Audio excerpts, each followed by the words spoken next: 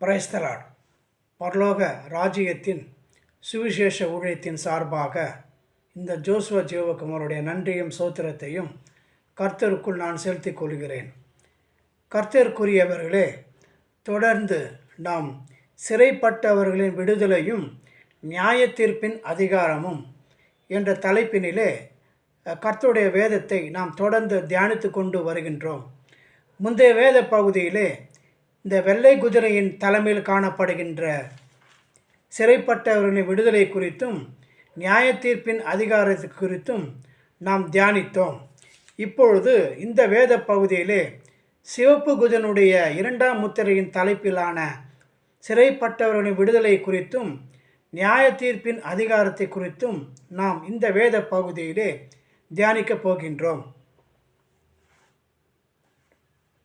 சிறைப்பட்டவர்களின் ஏசாயா 61 அதிகாரம் 1 சொல்லப்பட்ட அந்த வார்த்தையை இயேசு கிறிஸ்துவானவர் வெளிப்படுத்தும் பொழுது லூக்கா 4 அதிகாரம்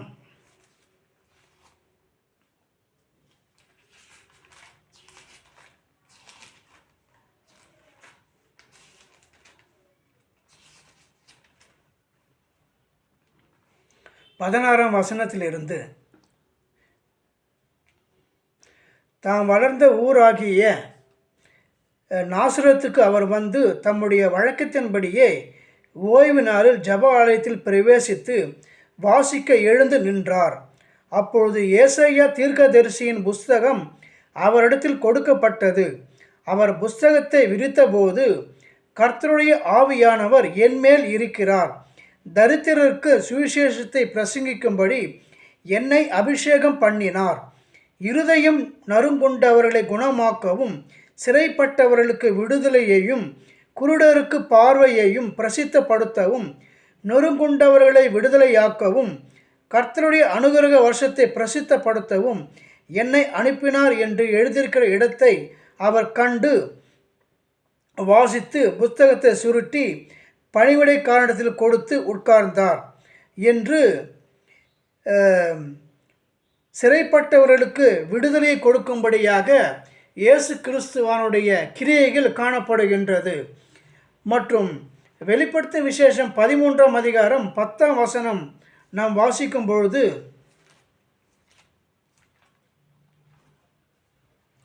சிறைப்படுத்தி கொண்டு போகிறவன் சிறைப்பட்டு போவான், பட்டயத்தினாலே கொள்ளுகிறவன் பட்டயத்தினாலே கொல்லப்பட வேண்டும், பரிசுத்தவானுடைய பொறுமையும் விசுவாசமும் இதிலே விளங்கும் என்று இயேசு கிறிஸ்துவானவர் சிறைப்படுத்தி இருக்கிற ஜனங்களை விடுதலையாக்கியராய் அவர் காணப்படுகின்றார்.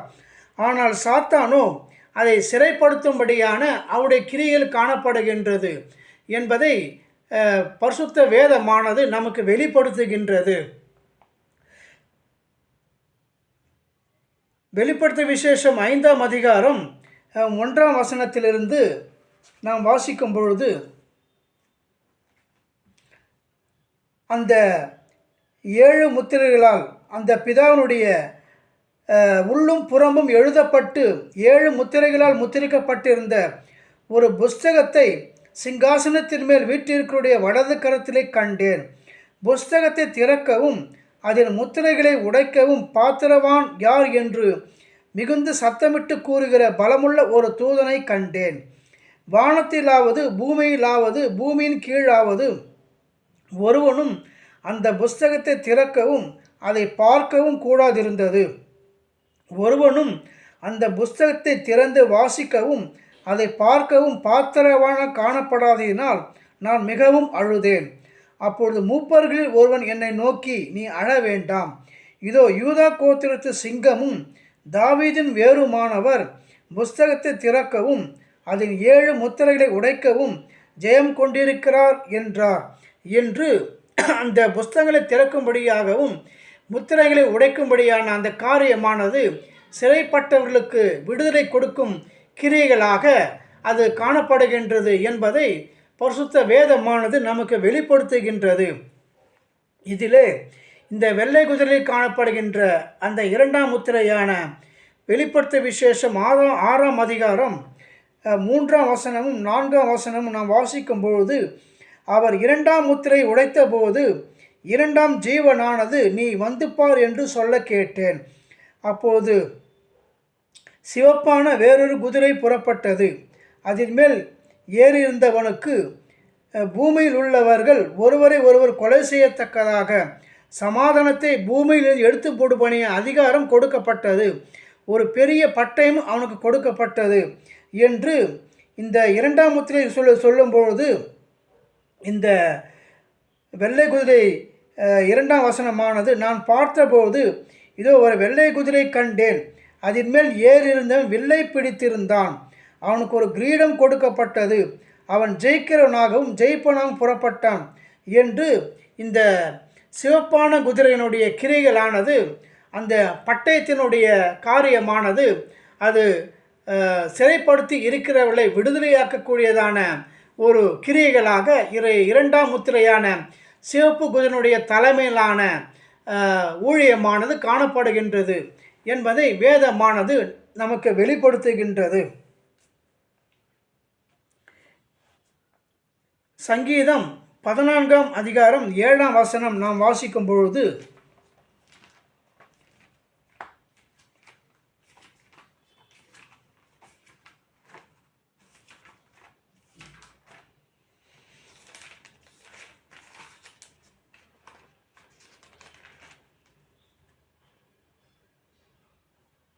சியோனிலிருந்து இஸ்ரவேலருக்கு ரட்சிப்பு வருவதாக.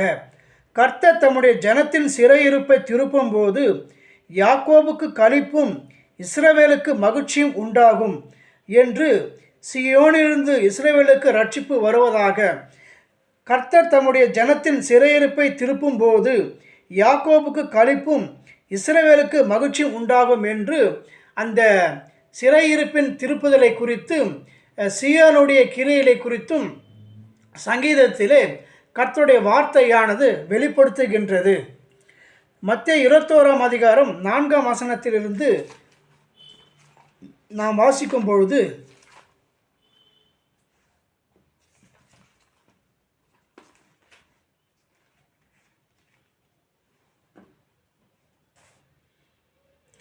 இதோ உன் ராஜா சாந்த குணமுள்ளவராய் கழுதையின் மேலும் கழுதை குட்டியாகிய மரியின் மேலும் ஏறிக்கொண்டு உன்னிடத்தில் வருகிறார் என்று சீயோன் குமாரத்திக்கு சொல்லுங்கள் என்று தீர்க்கதரிசியினால் உரைக்கப்பட்டது நிறைவேறும்படி இதெல்லாம் நடந்தது. சீஷர்கள் போய் இயேசு தங்களுக்கு கட்டளையிட்டபடியே செய்து கழுதையையும் குட்டியையும் கொண்டு வந்து அவைகள் மேல் தங்கள் வஸ்திரங்களை போட்டு அவரை ஏற்றினார்கள். திரளான ஜனங்கள் தங்கள் வஸ்திரங்களை வழியிலே விரித்தார்கள். வேறு சிலர் மரக்கிளைகளை தரித்து வழியிலே பரப்பினார்கள்.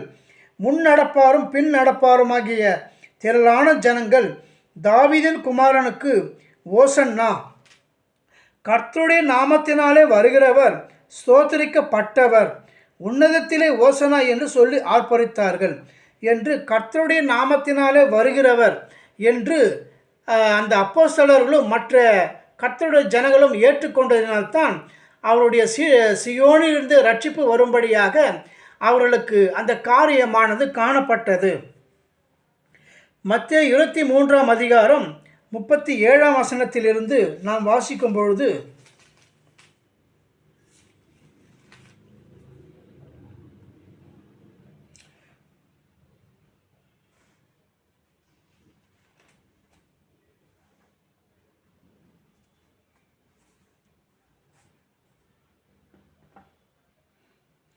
எருசலேமே எருசலேமே, தீர்க்கதரிசிகளை கொலை செய்து உன்னிடத்தில் அனுப்பப்பட்டவர்களை கல்லெறிகிறவளே, கோழி தன் குஞ்சுகளை தன் சிறைகளை கீழே கூட்டி சேர்த்து கொள்ளும் வண்ணமாக நான் எத்தனையோ தூரமும் உன் பிள்ளைகளை கூட்டி சேர்த்து கொள்ள மனதாயிருந்தேன். உங்களுக்கோ மனதில்லாமல் போயிற்று. இதோ உங்கள் வீடு உங்களுக்கு பாழாக்கி விடப்படும். கர்த்தருடைய நாமத்தினாலே வருகிறவர் ஸ்தோத்திரிக்கப்பட்டவர் என்று நீங்கள் சொல்லும் அளவும் இது முதல் என்னை காணாதிருப்பீர்கள் என்று உங்களுக்கு சொல்லுகிறேன் என்றார் என்று நாம் மத்தேயு 21ஆம் அதிகாரத்தில் கர்த்தருடைய நாமத்தினாலே வருகிறவர் ஸ்தோத்திரிக்கப்பட்டவர் என்று இயேசு கிறிஸ்துவானுடைய ரட்சிப்பை குறித்து அவரை ஏற்றுக்கொண்டதினால்தான் அந்த ரட்சிப்பு அவர்களுக்கு காணப்பட்டது. இந்த தீர்க்கதரிசிகளுடைய காரியமானது, அந்த வேதப்பாரக பரிசேயருடைய சந்ததியானது அவருடைய இருதயம் கடினப்பட்டதினால் கர்த்தருடைய நாமத்தினால் வருகிறவர் சோதரிக்கப்பட்டவர் என்று நீங்கள் சொல்லும் அளவும் இது முதல் என்னை காணாதிருப்பீர்கள் என்று அந்த மறுபடியும் கர்த்தருடைய நாமத்தினாலே வருகிறவர் என்று அந்த சொல்லும் காலமானது இந்த சிவப்பு குதிரனுடைய தலைமையிலான காரியமானது கிரியையிலானது நடைபெறும் வண்ணமாக சீயோனிலிருந்து வரும் ரட்சிப்பாக அது காணப்படுகின்றது. அது இஸ்ரவேலருக்கு உரிய ரட்சிப்பாக அது காணப்படுகின்றது என்பதை பரிசுத்த வேதமானது நமக்கு வெளிப்படுத்துகின்றது.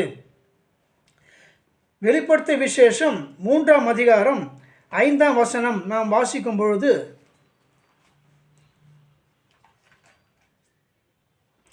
ஜெயம் கொள்ளுகிறவன் எவனோ அவனுக்கு வெண்வஸ்திரம் தரிப்பிக்கப்படும், ஜீவ புஸ்தகத்திலிருந்து அவனுடைய நாமத்தை நான் கிறுக்கி போடாமல் என் பிதா முன்பாகவும் அவனுடைய தூதர் முன்பாகவும் அவன் நாமத்தை அறிக்கையிடுவேன் என்று, நாமத்தை நான் கிறுக்கி போடாமல் என்று கிறுக்கி போடும் வண்ணமாகத்தான் அந்த இஸ்ரவேலருடைய கிரியைகளானது பழைய ஏற்பாட்டில் இருந்து கர்த்தருடைய மனதை அவர்கள் வேதனைப்படுத்தும் நிகழ்வுகளாக அவருடைய கிரியைகள் காணப்பட்டது என்பதை மோசேயின் மூலமாக அந்த வார்த்தை காணப்படும் கிரியைகளாகவும் அது காணப்படுகின்றது என்பதை வேதமானது நமக்கு வெளிப்படுத்தும் வண்ணமாக காணப்படுகின்றது. யாத்திராகமம் 32ஆம் அதிகாரத்தில் அந்த இஸ்ரவேலுடைய இருதய கடினத்தை குறித்து வேதம் வெளிப்படுத்தும் பொழுது, யாத்திராகமம் 32ஆம் அதிகாரம் 31ஆம் வசனத்திலிருந்து,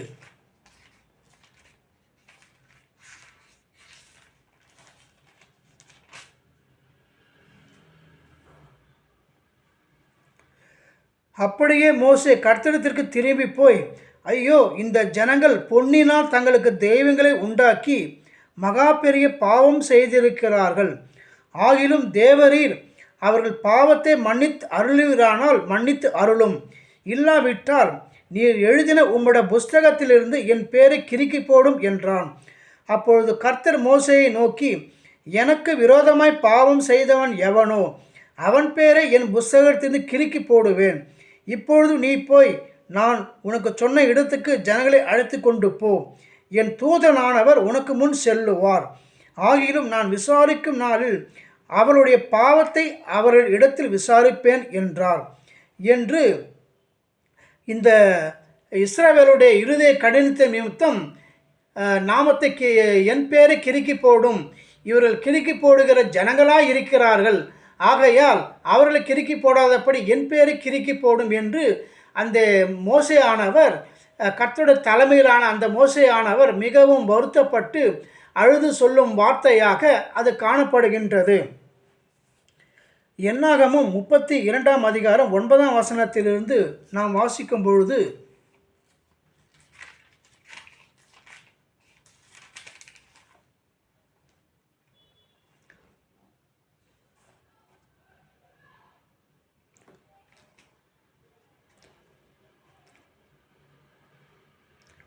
அவர்கள் எஸ்கோல் பள்ளத்தாக்கு மட்டும் போய் அத்தேசத்தை பார்த்து வந்து, இஸ்ரவேல் புத்திரர் கர்த்தர் தங்களுக்கு கொடுத்த தேசத்திற்கு போகாதபடிக்கு அவர்கள் இருதயத்தை திடனற்று போக பண்ணினார்கள். அதனால் கர்த்தர் அந்நாளில் கோபம் உண்டவராகி, உத்தமமாய் என்னை பின்பற்றின கேனேசையான எப்புனையின் குமாரன் காலேபும் நூனின் குமாரன் யோசுவாவும் தவிர எகிப்திலிருந்து வந்தவர்களில் 20 வயது முதல் அதற்கு மேற்பட்ட மனிதரில் ஒருவரும் என்னை உத்தமமாய் பின்பற்றாதபடியால் அவர்கள் நான் ஆபிரகாமுக்கும் ஈசாக்குக்கும் யாக்கோபுக்கும் ஆணையிட்டு கொடுத்த தேசத்தை காண்பதில்லை என்று ஆணையிட்டிருக்கிறார். அப்படியே கர்த்தருடைய கோபம் இஸ்ரவேலின் மேல் மூண்டது. கர்த்தருடைய சமூகத்தில் பொல்லாப்பு செய்த அந்த சந்ததியெல்லாம் நிர்மூலமாக மட்டும் அவர்களை வனாந்தரத்திலே 40 வருஷம் அலைய பண்ணினார் என்று அந்த கிறுக்கி போடும் தன்மை உள்ள அந்த இருதய கடினத்தன்மை உள்ள இஸ்ரவேலை குறித்து வேதமானது நமக்கு வெளிப்படுத்தும் வண்ணமாக காணப்படுகின்றது. மற்றும் மத்தேயு 13ஆம் அதிகாரம் 10ஆம் வசனத்திலிருந்து நாம் வாசிக்கும் பொழுது,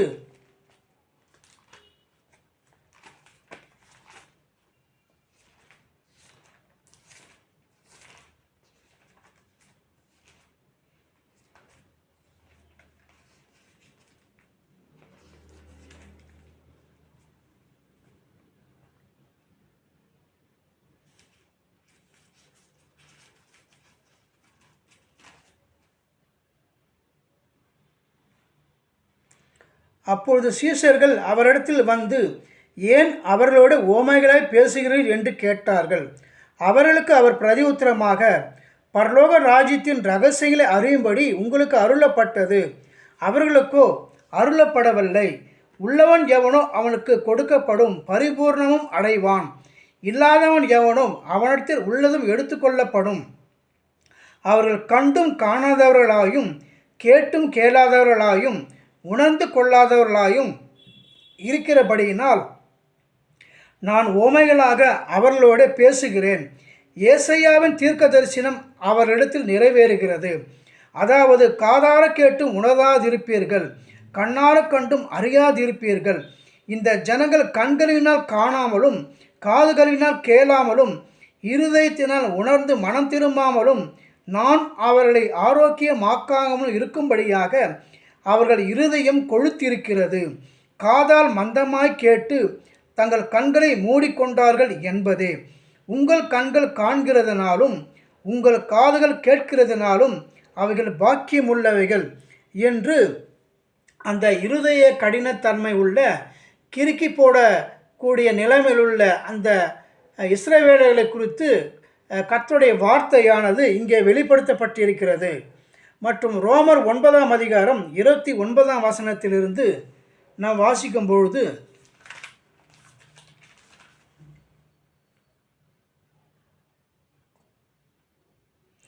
அல்லாமலும் ஏசாயா முன்னே சொன்னபடி சேனைகளின் கர்த்தர் நமக்குள்ளே ஒரு சந்ததியை மீதியாக வைக்காதிருந்தானால் நாம் சோதோமை போலாகி கொமோராவுக்கு ஒத்திருப்போம்.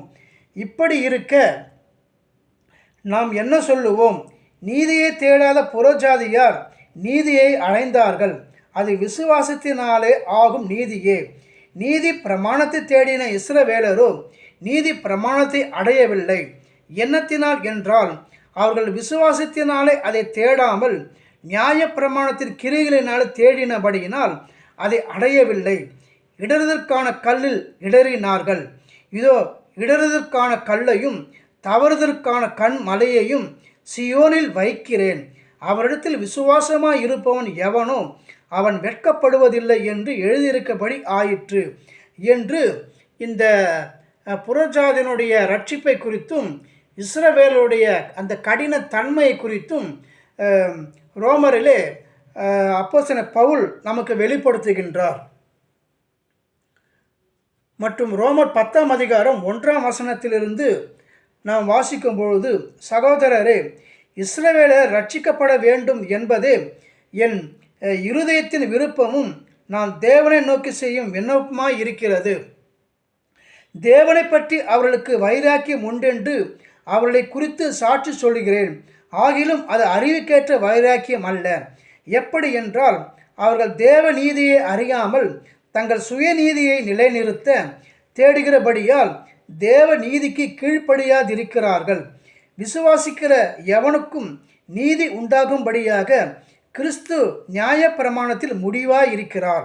மோசே நியாய பிரமாணத்தில் ஆகும் நீதியை குறித்து இவைகளை செய்கிற மனுஷன் இவைகளால் பிழைப்பான் என்று எழுதியிருக்கிறான். விசுவாசத்தினாலாகும் நீதியானது கிறிஸ்துவை இறங்கி வர பண்ணும்படி பரலோகத்துக்கு ஏறுகிறவன் யார்?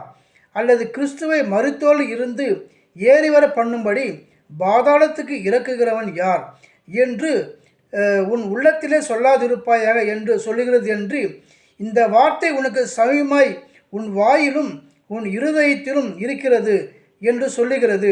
இந்த வார்த்தை நாங்கள் பிரசங்கிக்கிற விசுவாசத்தின் வார்த்தையே.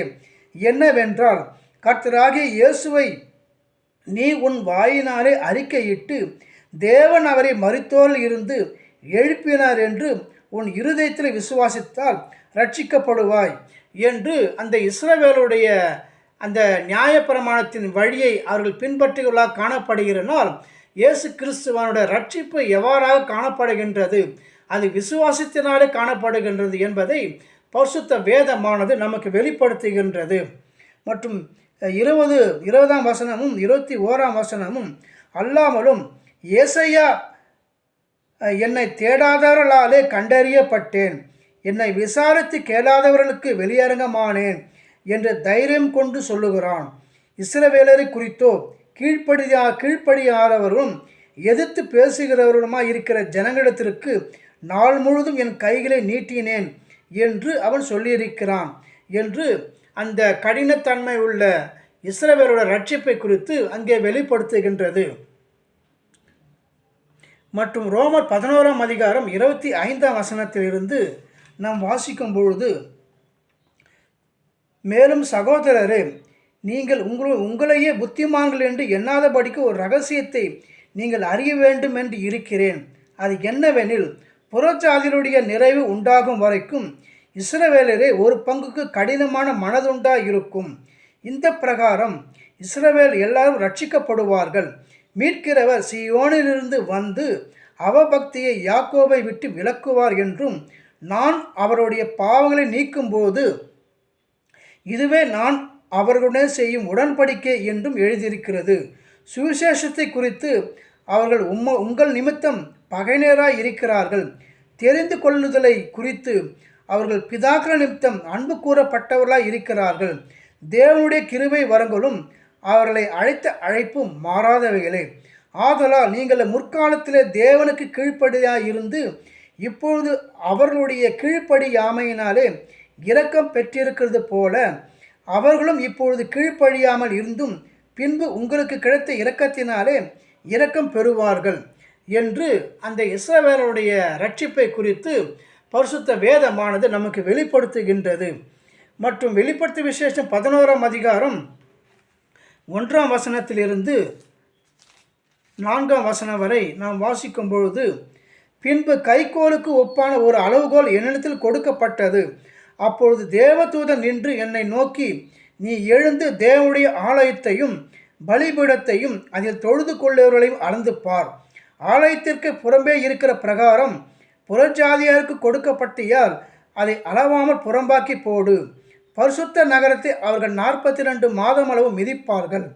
என்னுடைய 2 சாட்சிகளும் 2 வஸ்திரம் முடித்து கொண்டிருக்கிறவர்களாய் 1260 தீர்க்கதரிசனம் சொல்லும்படி அவர்களுக்கு அதிகாரம் கொடுப்பேன்.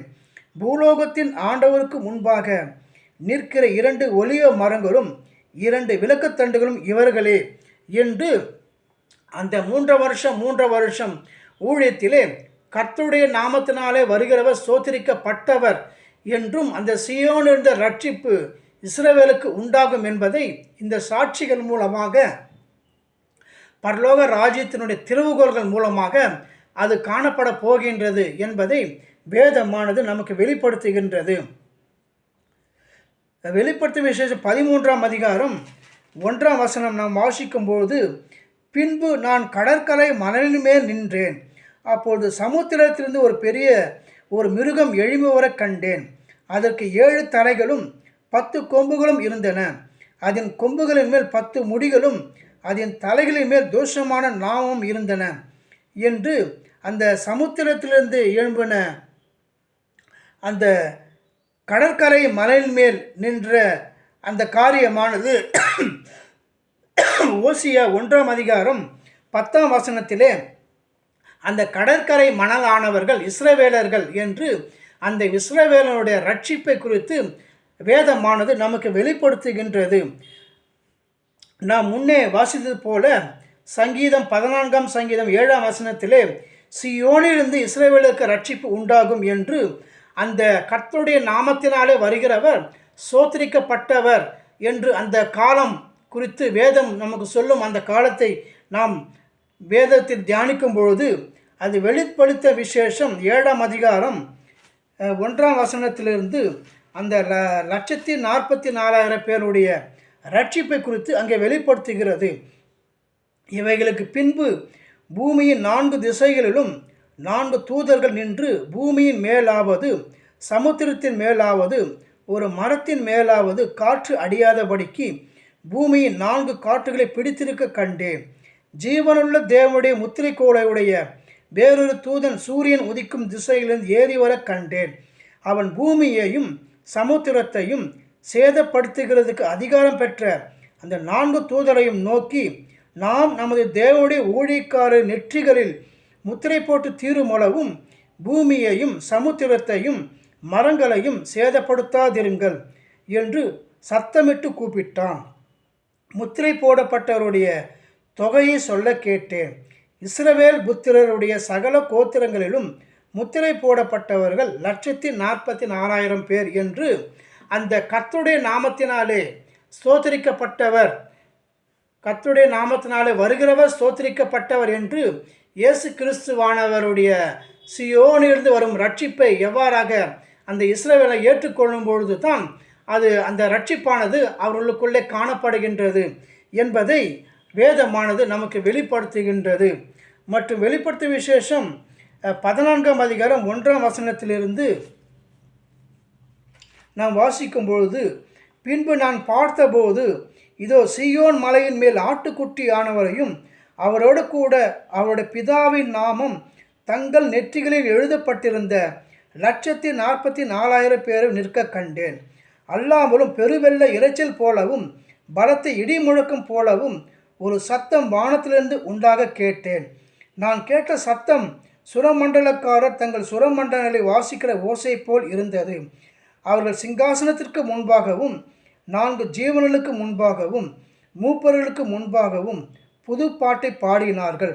அந்த பாட்டு பூமியிலிருந்து மீட்டு கொள்ளப்பட்ட 1,44,000 பேரை அல்லாமல் வேறு ஒருவரும் கற்றுக்கொள்ளக்கூடாது இருந்தது. ஸ்திரீகளால் தங்களை கரைப்படுத்தாதவர்கள் இவர்களே, கற்புள்ளவர்கள் இவர்களே, ஆட்டுக்குட்டியானவர் எங்கே போனாலும் அவரை பின்பற்றுகிறவர்கள் இவர்களே. இவர்கள் மனுஷரிலிருந்து தேவனுக்கும் ஆட்டுக்குட்டியானவருக்கும் முதல் பலனாக மீட்டு கொள்ளப்பட்டவர்கள். இவருடைய வாயிலே கபடம் காணப்படவில்லை. இவர்கள் தேவனுடைய சிங்காசனத்திற்கு முன்பாக மாசில்லாதவராய் இருக்கிறார்கள் என்று இந்த சீயோனிலிருந்து வரும் இஸ்ரவேலுக்கு ரட்சிப்பு வருவதாக அந்த காரியமானது இந்த சீயோன் மலையிலே ஆட்டுக்குட்டியான முன்பாக நிற்கின்ற அந்த 1,44,000 பேருடைய இஸ்ரவேலுடைய ரட்சிப்பானது இந்த சிவப்பு குதிரனுடைய தலைமையிலான முதற்படியான ஊழியமாக இது காணப்படுகின்றது, எழுப்புதலாக காணப்படுகின்றது. அடுத்து கருப்பு குதிரையில்தான் இஸ்ரவேலுக்கும் புறஜாதிகளுக்கும் உரிய ஒரு முக்கியமாக புறஜாதிகளுக்கு உரிய ஒரு ரட்சிப்பாக அது பெரிய கிரியைகளாக அந்த கருப்பு குதிரை காணப்படும்.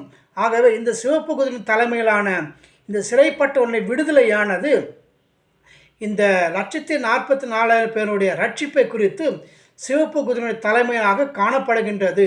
கர்த்தருடைய நாமத்தினாலே வருகிறவர் சோதரிக்கப்பட்டவர் என்று அந்த சொல்லும் அந்த காரியமானது, நான் ஜெயம் கொண்டு என் பிதாவுடைய சிங்காசனத்திலே அமர்ந்தது போல ஜெயம் கொள்ளுகிறேன் எவனோ என்னுடைய சிங்காசனத்திலே அமரும்படியாக நான் அருள் செய்வேன் என்று அந்த கர்த்தருடைய வார்த்தையானது பிதாவின் சிங்காசனத்திற்கு உரியவராக தன்னுடைய குமாரனாகிய இயேசு கிறிஸ்துவானவர் காணப்படுகின்றார்.